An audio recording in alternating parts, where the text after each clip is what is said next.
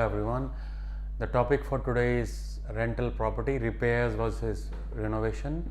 So in case you have a rental property and you incur some expense on repairs, now can that be claimed straight away, the whole amount, or only part of it can be claimed?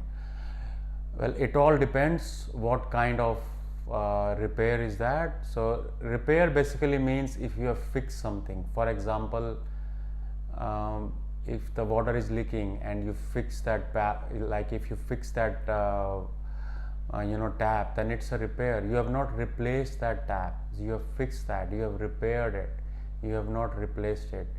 So in case of tile is broken, you have fixed that tile with glue or something, then it's a repair.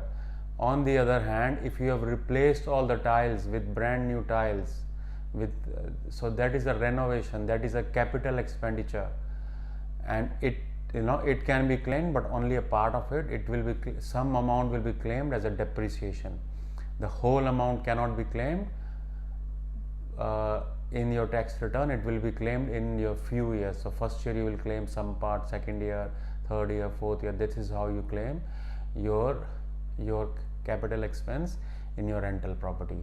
So whenever you spend, just think it over whether it's a repair or it is a renovation or it is a capital expenditure, and accordingly you have to deal with that. The amount is not important. You might spend on repair even $3,000 and that is a repair, and you might spend on capital expenditure maybe $400 or $500. That might be a capital expenditure which you cannot claim straight away. So it depends on the nature. The amount is not that big factor. Okay, thanks for watching. See you in the next video. And in case you have any inquiry, just register on our website, just fill your details on our website, and one of the accountant will call you and answer your query free of charge. We don't charge you if you have any query on this video or on any other video. Okay, thanks for watching. Bye for now.